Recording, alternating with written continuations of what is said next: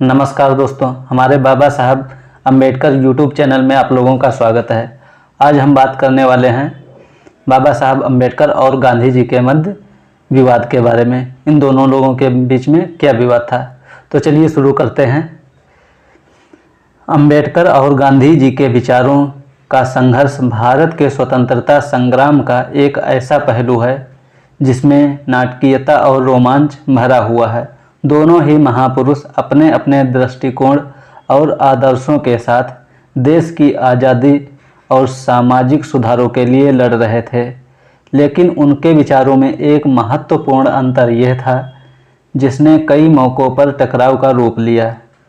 उनकी यह कहानी उन विचारों और संघर्षों पर आधारित है जिसमें दोनों के सिद्धांतों की टकराहट होती है, लेकिन उनका उद्देश्य एक ही था, एक बेहतर और स्वतंत्र भारत की स्थापना करना। तो चलिए शुरू करते हैं।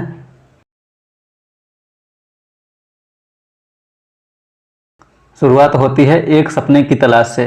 यह वह समय था जब भारत ब्रिटिश सरकार के अधीन था। समाज में ऊंच नीच, जात पात और छुआछूत का बोलबाला था। दलितों और अन्य पिछड़े वर्गों का जीवन नरक जैसा था, जबकि उच्च जातियों के लोग अपने विशेषाधिकारों का आनंद ले रहे थे। ऐसे में बाबा साहब डॉक्टर भीमराव अंबेडकर एक समाज सुधारक और उनके उद्धारक के रूप में उभरे। उन्होंने अपनी शिक्षा और अनुभव के बल पर न केवल दलित समाज को जागरूक किया, बल्कि समाज की उन बुराइयों के खिलाफ खड़े हुए जिनसे उनकी जाति के लोग सदियों से पीड़ित थे। दूसरी तरफ महात्मा गांधी, जो भारत की आज़ादी के आंदोलन का एक प्रमुख चेहरा बन चुके थे, सत्य और अहिंसा के मार्ग पर चलकर देश को आज़ादी दिलाने का सपना देख रहे थे। उनके लिए समाज में समानता और अहिंसा का पालन हर किसी के लिए आवश्यक था। गांधी जी का यह मानना था कि अगर हम स्वयं अपने समाज को सुधारें तो ब्रिटिश सरकार पर हमारी निर्भरता समाप्त हो जाएगी। तो देखते हैं शुरुआत इनके टकराव की शुरुआत दोनों लोगों की कहाँ से होती है। इनके पहले टकराव की शुरुआत गोलमेज सम्मेलन से शुरू होती है। 1930 के दशक में जब गोलमेज सम्मेलन का आयोजन हुआ, इस सम्मेलन में ब्रिटिश सरकार ने भारत के विभिन्न समुदायों के प्रतिनिधियों को बुलाया ताकि देश के संविधान के निर्माण के विषय में चर्चा हो सके। इसमें बाबा साहब और गांधी जी दोनों शामिल थे। बाबा साहब ने दलित समाज के लिए अलग निर्वाचन प्रणाली और विशेषाधिकारों की मांग की ताकि उनके समुदाय को भी समाज में बराबरी का स्थान मिल सके। दूसरी तरफ गांधी जी ने इस मांग का कड़ा विरोध किया। उनका मानना था कि इससे समाज में बंटवारा और बढ़ेगा और देश की एकता खतरे में पड़ जाएगी। इस टकराव ने एक नाटकीय मोड़ लिया जब ब्रिटिश सरकार ने अंबेडकर की मांग को स्वीकार करते हुए दलितों के लिए पृथक निर्वाचन की व्यवस्था करने का प्रस्ताव दिया। गांधी जी ने इस प्रस्ताव का घोर विरोध किया। इसे भारत की एकता के लिए घातक बताया और यहाँ तक कि इसके खिलाफ अनशन पर बैठ गए। यह वह क्षण था जिसने दोनों महापुरुषों के विचारों में तीव्र संघर्ष को जन्म दिया। गांधी जी का अनशन एक निर्णायक मोड़ के रूप में गांधी जी का अनशन धीरे धीरे गंभीर होता चला गया। पूरे देश में बेचैनी फैल गई। कांग्रेस के नेता और अन्य समाज सुधारक इस स्थिति को लेकर चिंतित थे। दूसरी ओर बाबा साहब अपने समुदाय के लोगों के अधिकारों के लिए संघर्ष कर रहे थे। उनके लिए यह निर्णय लेना कठिन था कि क्या गांधी जी की मांग के सामने झुककर दलित समाज के अधिकारों से समझौता करें या फिर गांधी जी को उनके हाल पर छोड़ दें। यह स्थिति काफ़ी गंभीर थी क्योंकि गांधी जी के अनशन की खबर पूरे देश में आग की तरह फैल चुकी थी।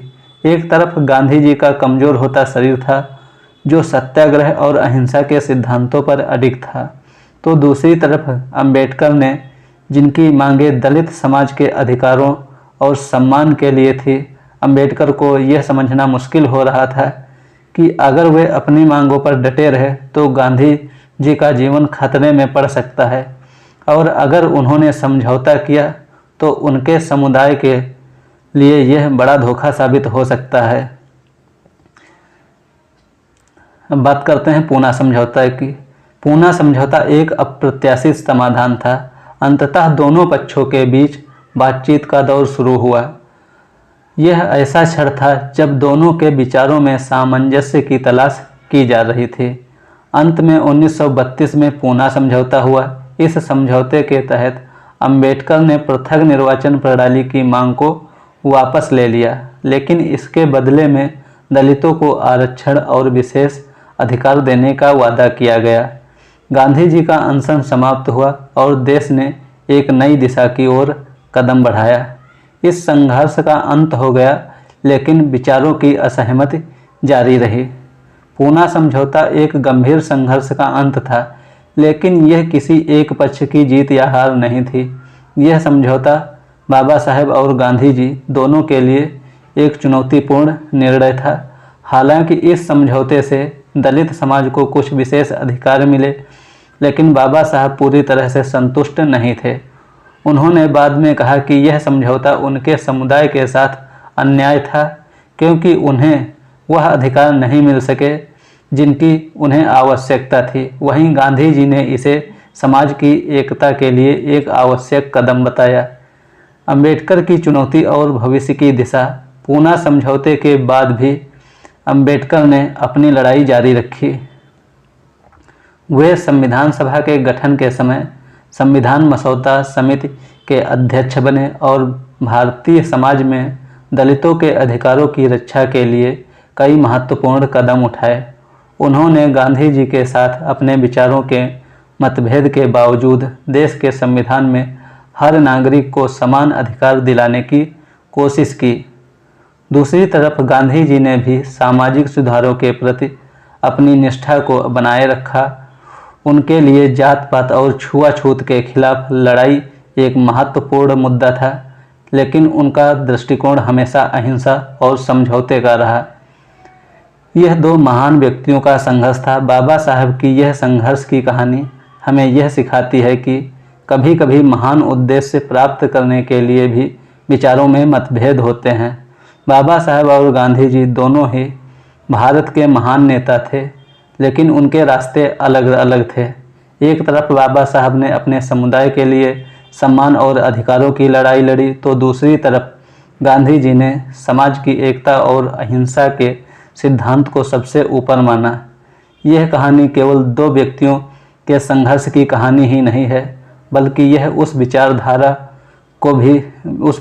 की भी है जिसने भारत के स्वतंत्रता संग्राम और सामाजिक सुधारों की दिशा को प्रभावित किया। तो दोस्तों, हमारी ये वीडियो कैसी लगी?